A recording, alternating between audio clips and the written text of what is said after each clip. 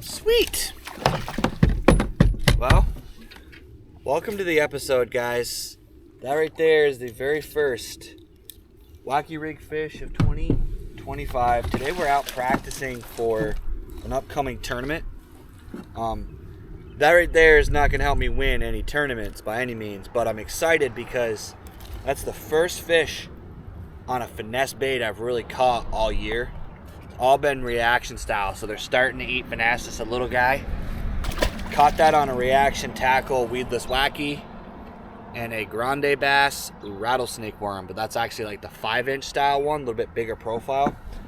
But that makes me happy because I'm fishing a laydown in the water, some timber here, and he hit that pretty much immediately, and I have yet to have any real action doing anything finesse this year. And I was really kind of hoping to get on a finesse bite with the weather the way it is and the way things are, because it's a good way to fill a limit in a tournament, even if it's little guys, and then, kind of work on hitting them home run fish later. So, but yeah, welcome to the episode, guys. Today we're doing a little more practice to see if we can continue to defend our Angler of the Year title in 2025. So it's going to be a pretty fun episode.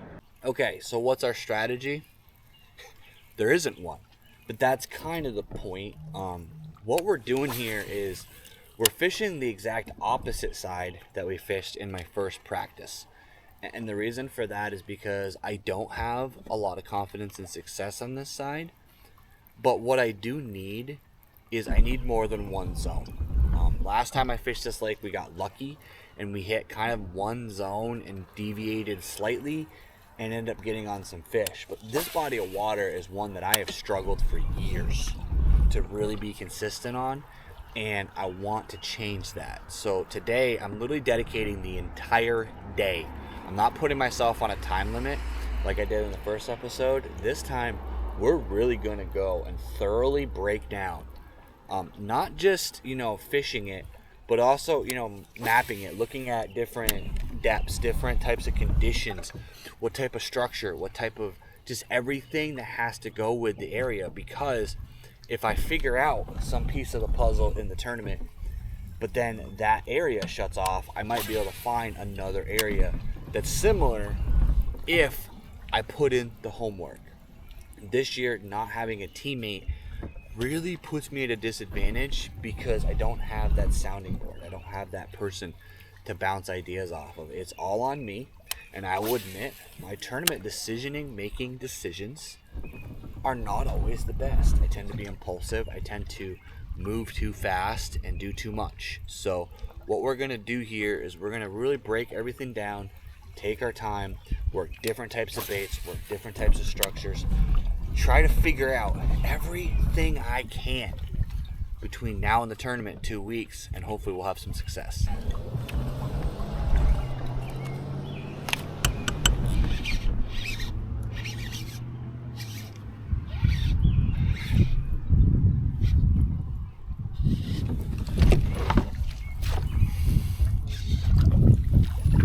Well, that works in here.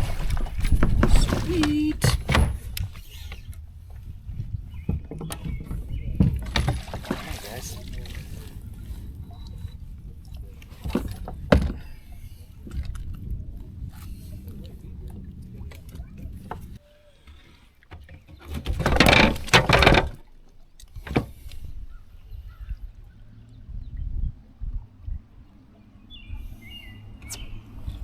All right, 15 1/4 inch increases my total in my monthly a little bit, so that's nice. And that was on a Black Blue Swim Jig. If you guys have been watching my channel at all, you know that has been my bread and butter right there. Black Blue Swim Jig, black and green trailer, just rolling it through submergent grass. I don't know how you can beat that bait, because it's just a 4x4 bait. It's non-threatening. It doesn't have a lot of pop, a lot of fanciness to it, and those fish just never seem to get used to it. I can come through an area and catch you know, 5 fish just on this one bait. So it's really, really effective for me. And I gotta stick with what works, right? So that's an upgrade in my tournament. I'm also doing a monthly, more or less just to practice for the tournament, but also it's fun to just compete against other people across the country and see how you measure up.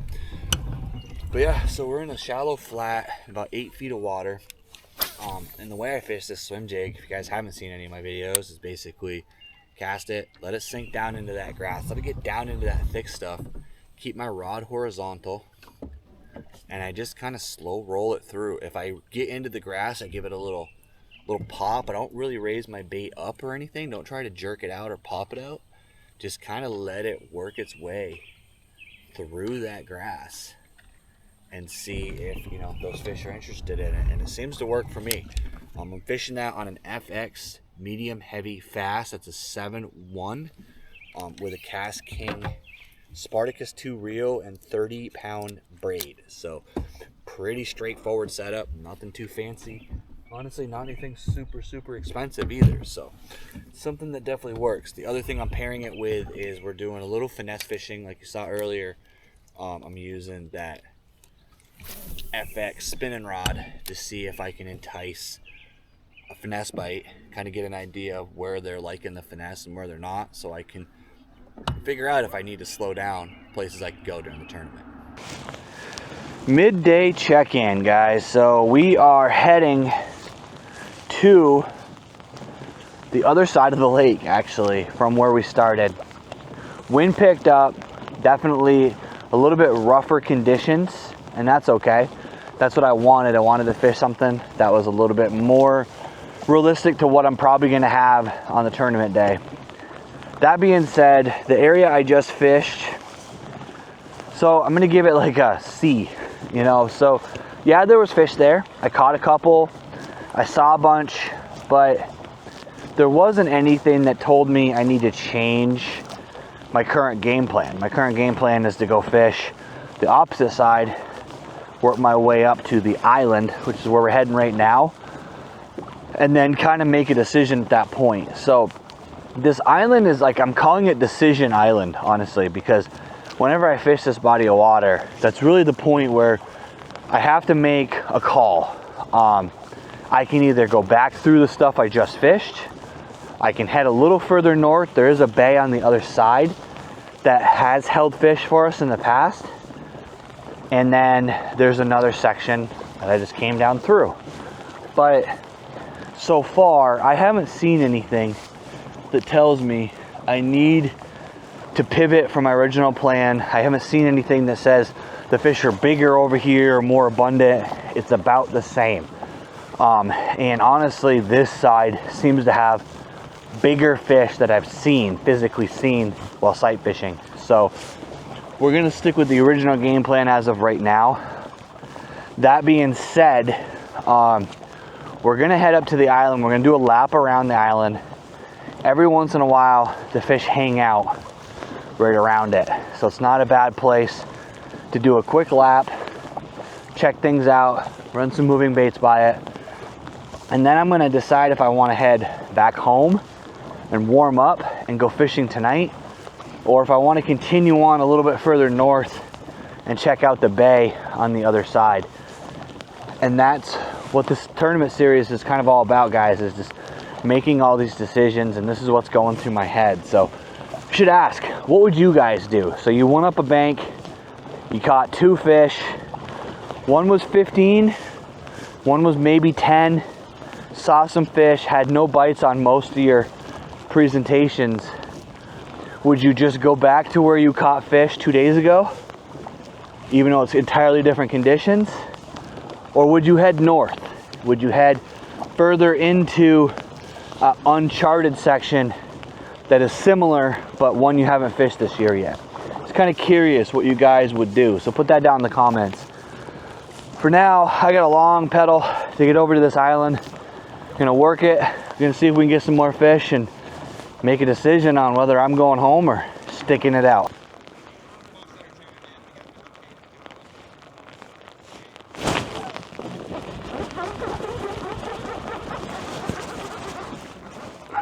the hell happened there? What the hell?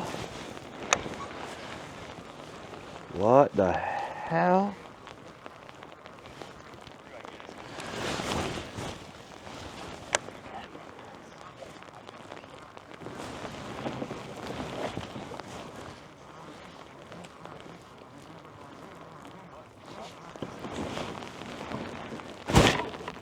Oh, wow, yep. That's a big fish. I think he's got some power to him.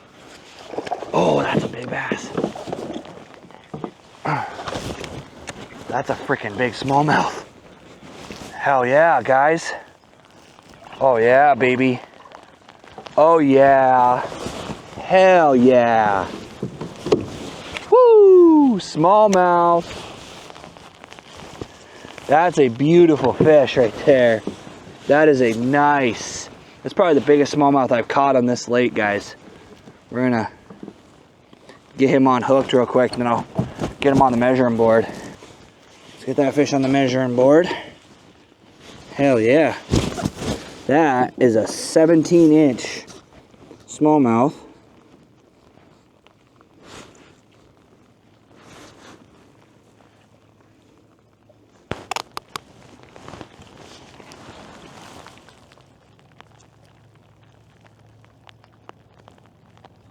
.10 pound smallmouth. You guys see it real quick. Nice, beautiful smallmouth caught on a square bill. There we go. Bye, buddy.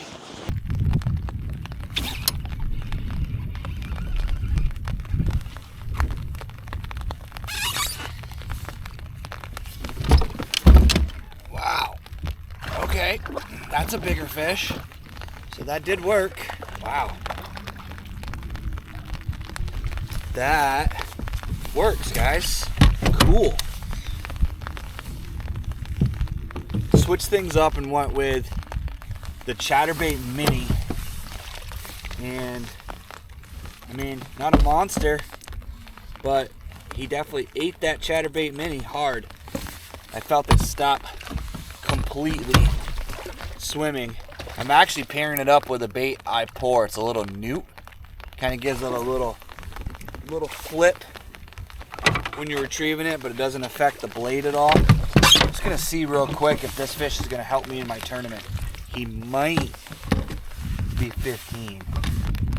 Oh yeah, so I'm gonna get my phone out and get him entered into my tournament as well. But this area, again, produces, so everything is pointing in the direction of being right here for the tournament waters.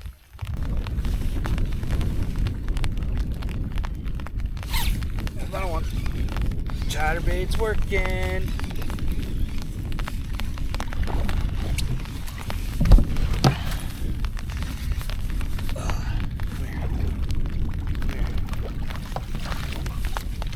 Okay. That bait works. I gotta check to see what my lowest is at this point. And you're not gonna help me. Unfortunately, he's just over 15, so he's not gonna help. Nice belly on him though. Nice fish. Unfortunately, he's not gonna help on the tournament though, because he's only 15 and a quarter. You know, I'm pretty damn stubborn, and when I get to fish, you know, I only get to fish 3 days a week. I tend to go all out, and I tend to push the limits until I can't push them anymore. I've hit my limit. It's cold, it's wet. This rainstorm was only supposed to last for 2 hours, and it's not letting up. It's getting worse, so we're gonna head home. On top of it, I casted that Chatterbait Mini into space, so I'm definitely gonna need to replace that as well, which sucks because those aren't cheap, but that's okay. We're gonna run to the tackle store, we're gonna get a resupply. More importantly, I have so much more confidence coming into this new tournament. Tournament's in 2 weeks. I'll definitely be back here probably one more time just to dial in a few things, but I really think I have a good game plan. I have a good selection of baits, good idea of what they want and how to fish it to get them to bite. So that's something that is invaluable. Even though I'm out here freezing, can't feel my feet, hands hurt, it was worth it to gain this knowledge because I fished multiple different types of conditions and had success doing essentially the same things, just in different areas. So I have, we're gonna say 3 areas, south, and then on either side, east and west of the lake. I also picked up some fish on the island, Decision Island as we're calling it, which is good because that's another area that I've had success in the past. It's still working for me.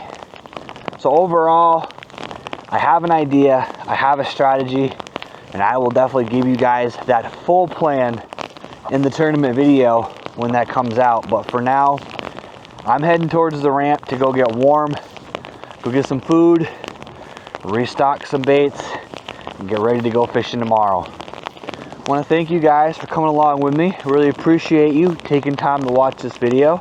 If you haven't already, hit that like, hit that subscribe, and as always, let's get out there, catch more fish.